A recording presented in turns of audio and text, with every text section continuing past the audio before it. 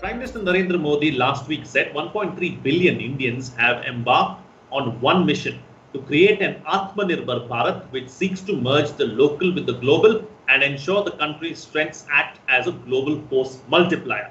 Time and time again, India has shown that our goal is global good, said Prime Minister Modi in his special keynote address at the third leadership summit of the US-India Strategic Partnership Forum via video conferencing.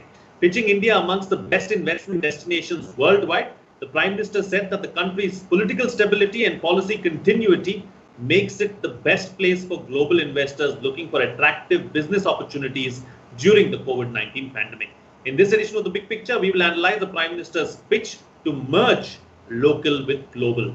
Joining me on the program today are Ashok Tandon, senior journalist, Meera Shankar, former ambassador, and Shakti Sinha, director, Delhi School of Public Policy and Governance. Thank you to all my guests for joining me on this edition of The Big Picture. All right, Ambassador, I'd like to begin the program with you. Let's first try and understand and analyze the Prime Minister's keynote address at the US ISPF. Well, I think the Prime Minister focused on the economic opportunities which are opening up in India. And this is very timely because, the world is looking at new models of doing business. They want to de-risk, not be totally dependent on one country like China. And they're also looking at diversifying supply chains. Now, so there's an opportunity for India to build its capabilities, attract foreign investment, and do both things at the same time. So, but it's not that it's going to flow to India automatically. We have some strengths, a large market, a very young demography. So, there will be consumers entering the market and a capable manpower, which is, able to absorb high technology and work in those areas. But we also have weaknesses, and those weaknesses I think we need to address. From my point of view, I think the most important is the cost of doing business, which is very high in India. It's not just the ease of doing business, because when someone's looking at putting his money, he's seeing where he gets the biggest bang for his buck. And therefore, a lot of investment has been going to Vietnam, to Philippines, to even to Bangladesh. We have had some success with Foxconn, which has come in and is making some number of Apple phones in India. So it's not that we can't do it, but we have to address the cost of doing business. And this involves the very high cost of finance. Even though our interest rates have come down, they are much higher than global interest rates. The cost of land, which is a very painful process to put together because the land is in parcels. And the third is the cost of electricity for industry, because we cross-subsidize consumers. So we keep industry tariffs very high and consumer tariffs low. All over the world, it is the reverse, where industry tariffs are lower than consumer tariffs to foster industrialization.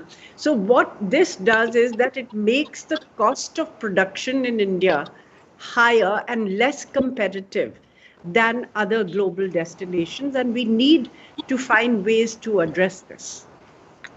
All right. I think these are some very pertinent points that you raised. The challenge is really that we need to look at and that we need to sort out going forward if we really want to be a global manufacturing hub or a global manufacturing destination. So, Mr. Tandon, let me bring you in now. So, to ensure that we see the kind of India that the Prime Minister wants for us, what kind of policy level changes also do we need to see? Land reforms, we've been talking about it for several decades now, it's still going on. We're still looking at them. How important is all of this? How important is it to get all of this together if we want to see the India of our dreams? When the Prime Minister addresses international audience and particularly potential investors, he has to first give them an assurance about the domestic political situation, the economic situation, and the ground reality, because our perception abroad, particularly among the Western investor is not very good.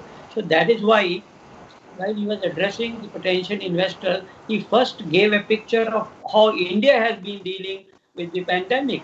And because he took the example of the COVID-19, from one testing lab to 1,600 testing lab, and at the same time feeding 800 million people, all these assurances Prime Minister was giving just to portray the picture of how India is developing. So from Prime Minister, Atmanirbhar Bharat for the domestic audience is a different connotation, and for the international audience is a different connotation.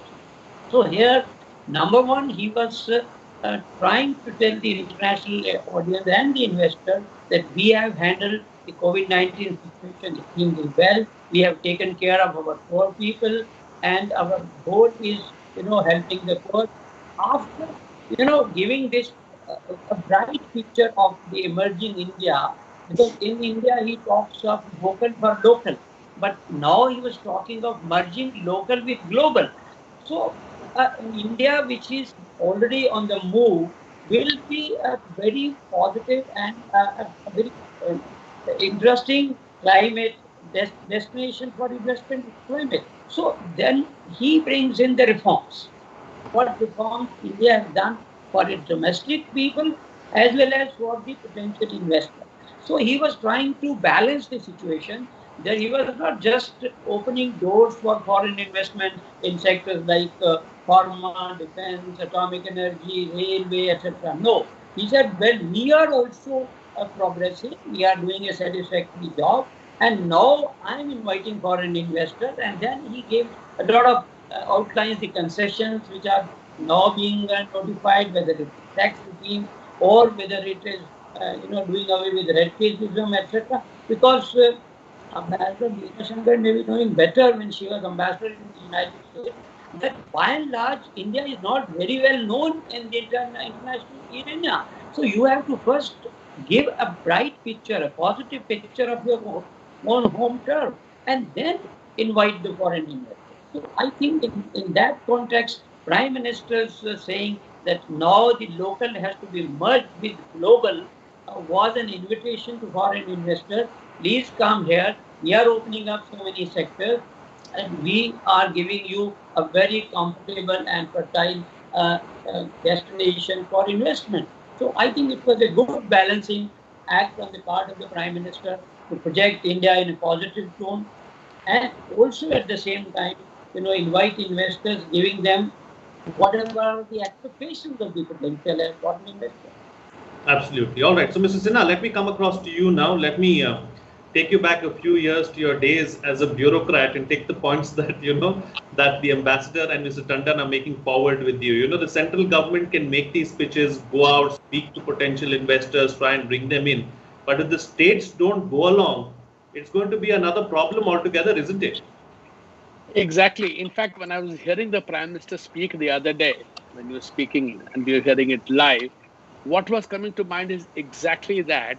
While the vision at the top is very clear, and the Prime Minister listed it out very categorically what we want to do, and we have made considerable progress. The fact is, from the Prime Minister down to the lakhs of people in the services, in the government system, not just the state government, down to the district and down to literally the Patwari and the Kalati at the village level, to change their mindset into looking at development, looking at a private investment as something India needs is not going to be easy. Lots of things have changed for the better. Let's not be cynical. But, and I'm so glad, therefore, to link up with the other announcement made, which is the Karam Yogi, the Mission Karam Yogi. The need for government servants across the country, across the levels, not just the top. You can convert the top 100 people, 1,000 people. But then when it comes to 10,000, 1 lakh and 5 lakh, what happens? And therefore, the users of this Karam Yogi platform to allow people to upgrade themselves and develop the necessary skills. So in many cases, skills are a problem. And therefore, as Meena Shankar very rightly pointed out, you can ease of doing register business easily, but can you run businesses easily or not? Taxation, we have simplified it, and yet at the process level for GST, it still is a hassle. Then we keep making slight changes in policy to accommodate difficulties. Some amount of policy uncertainty comes in. Though the PM talked about policy uncertainty, the fact is that different moments under pressure of problems, we do make changes. Investors get a little nervous on this. So, and that problem arises because our bureaucrats, civil servants are simply not good enough to understand the kind of policies required. And therefore the need to equip them to strengthen their capacities and to interact with the private sector and society. Because you have to do all three. Government is there, society is outside, the private sector is there. How to build synergies to attract the kind of investment required? India has to create a minimum of 12 million jobs annually. How do you do that in industry is a big problem. And therefore, I think you're so right. The states and the districts have to get their act together. It cannot just be driven by the top. The top can give this vision, top can make necessary changes, but if these people don't rise to the occasion, then it's going to be a long haul. And that is something we have to recognize. All right, so let's take this particular aspect forward.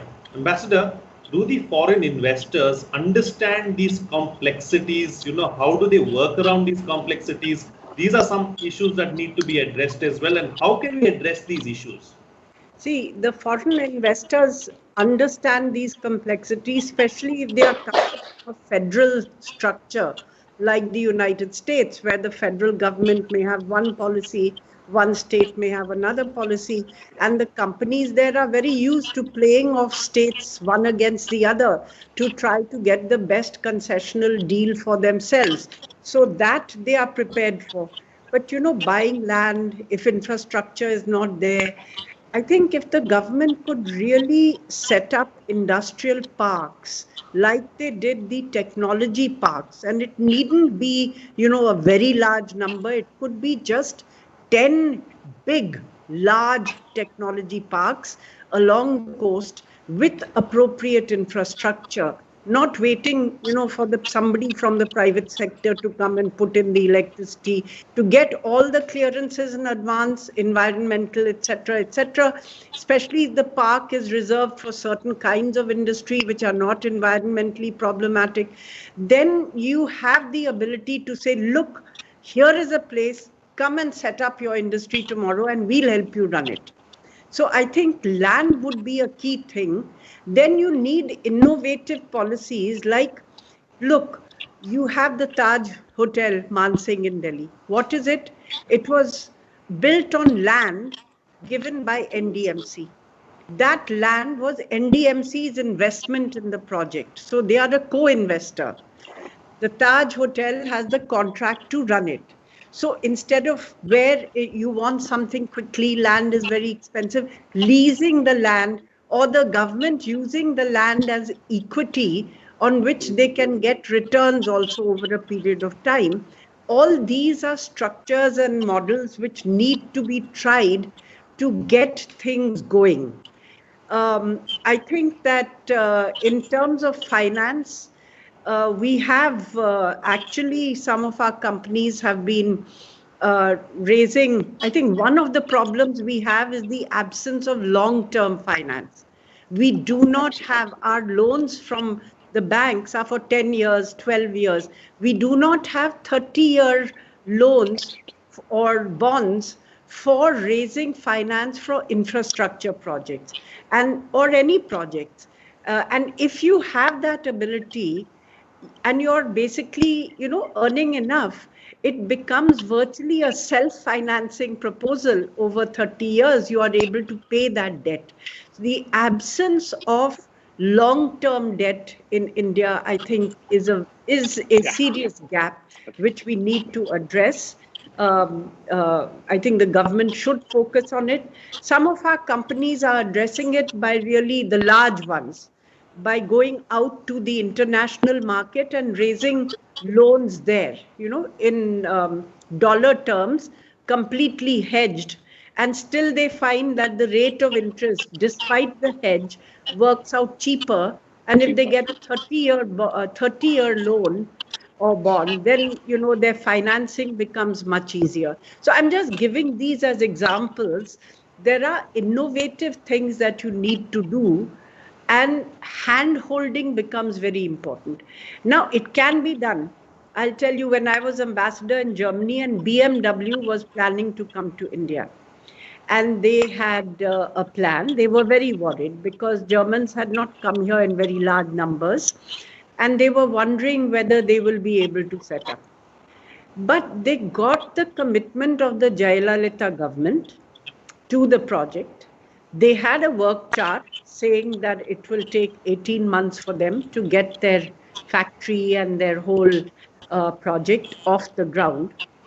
But they came back to me. They were very worried that they'll not be able to adhere to deadlines, and they came back to me saying, actually, they did it before the 18 months were over, because there was political commitment at the highest level from the state leadership, and all obstacles which may have arisen were all cleared with intervention. And I think that is the kind of model that we need. That chief ministers have to make their governments investor friendly, knowing the problems which arise at the grassroots level. They have to be prepared to use their authority to push these project proposals and actually have somebody who will help to address each of their major or minor issues. Sure. Okay, points taken. Let me bring in another aspect, Mr. Tandon. In all of this, there is another issue as well. Where there is hand-holding. If certain companies are told what to do and how to do it, then you have the local manufacturers, Indian companies who talk about favoritism and who talk about those kind of issues as well. So how do you strike a balance? No, look at the Prime Minister's catchphrase, vocal for local. Now, when you become vocal for local means obvious references to, not buying foreign goods. I don't want to name the country, but for that you have to become a manufacturing hub. And unless you become a manufacturing hub, how can you be relying, be vocal for local? And for to become a manufacturing hub, ease of doing business, Startup India, Stand Up India, all these projects, you need collaboration. When the collaborations come, you get the FDI also. And when you become a manufacturing hub, then obviously it will not only be confined to the Indian market. So we have already shown to the world that in pharmaceutical sector, India is already a chain multiplier, a supplier. We have supplied pharmaceutical, medicine, etc. to more than 100 countries. So if more and more manufacturing comes to India with the help of joint ventures and FDI, obviously India will be a huge hub for manufacturing, and that will help India to become a global player. Because as I said, our aim is to do global good.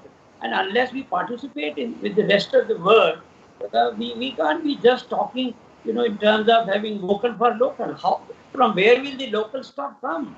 So therefore, you have to have joint ventures. I think in that context, the Atmanirbhar Bharat concept of the Prime Minister, it includes vocal for local as well as merging local with global. So it very clearly says we will not become Atmanirbhar Bharat for our 1.3 billion people, but will also be contributing to the global good, the global economy, welfare, in pharmaceutical and even in defense production. So therefore, I think we have to see the whole concept of merging local with global in that wider context, not in the narrow context. And who will be the partners? The domestic players will be the partners in FDI. The FDI is not coming alone. They need an Indian partner, whether it is defense, whether it is automobile, whether it is atomic energy, whether it is railways, whether it is, all these segments which the Prime Minister is opening up for foreign investors will need a local partner. And there are plenty of local partners who have reputation in the international market. So I think that the whole issue is now well understood by all the stakeholders in India. That is why the approach of the government is now moving towards that end. And that is exactly what the Prime Minister was trying to reassure the global players, the foreign investors, that India is the place where you can rely. And that is why he listed all the achievements which his government has done to reassure the world that we are not only capable of managing our own domestic problems and issues and also domestic market, but we can become a global hub for production also. Okay.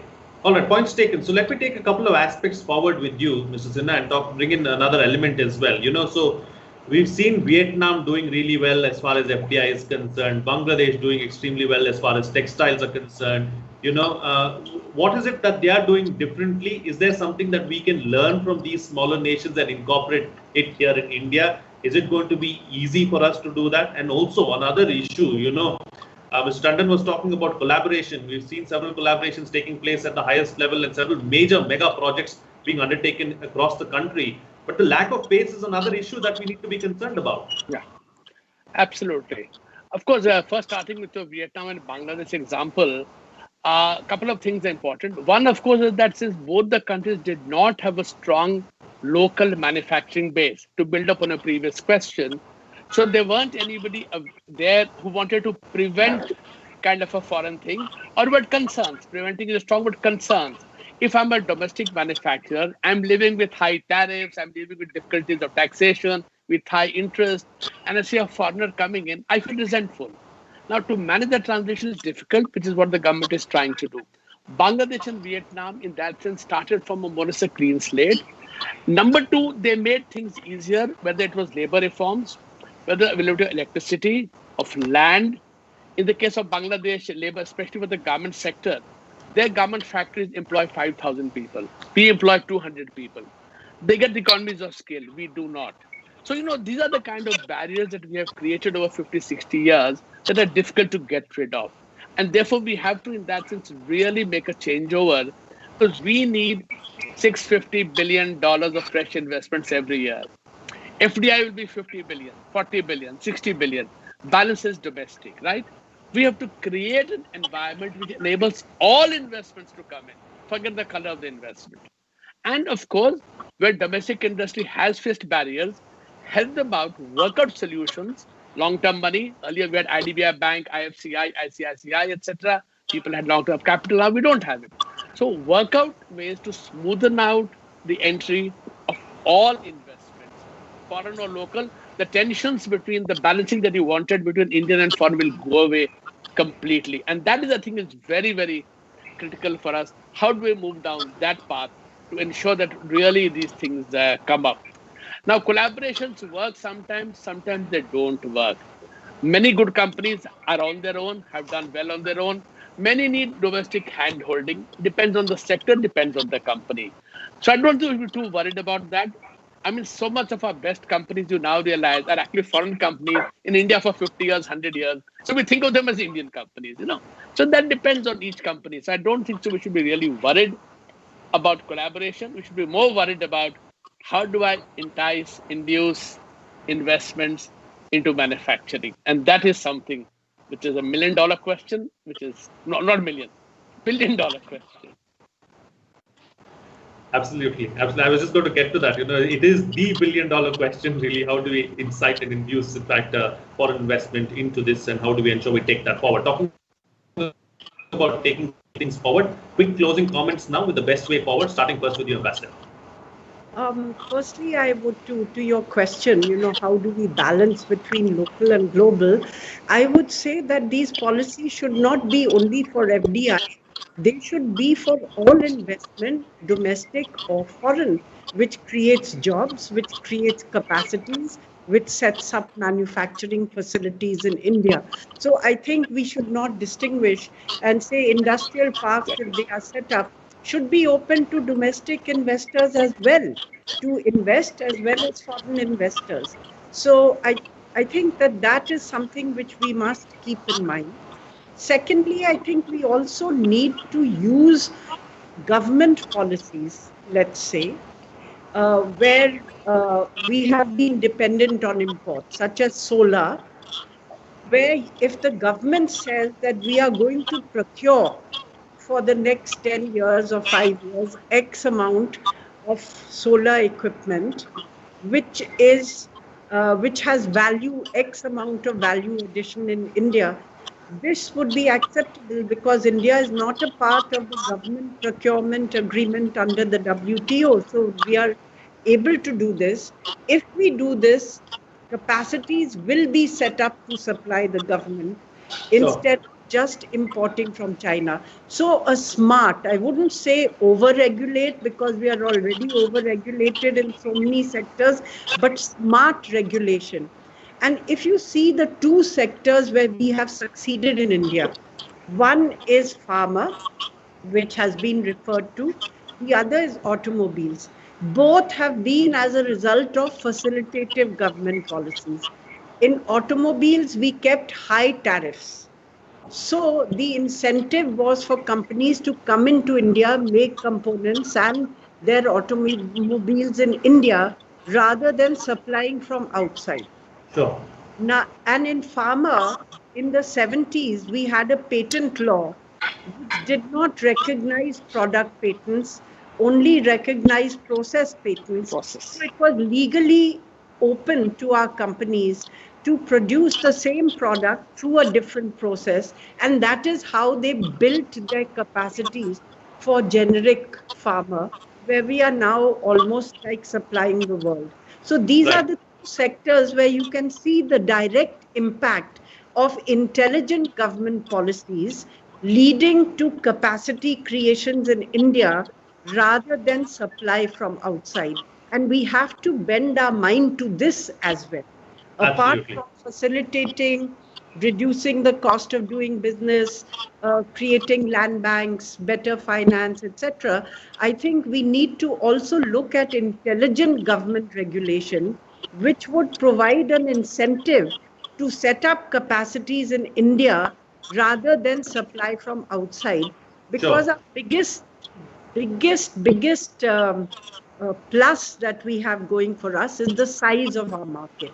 But we haven't been able to leverage it because we have joined many free trade agreements, and so you get supplies at zero duties or subsidized supplies from countries like China.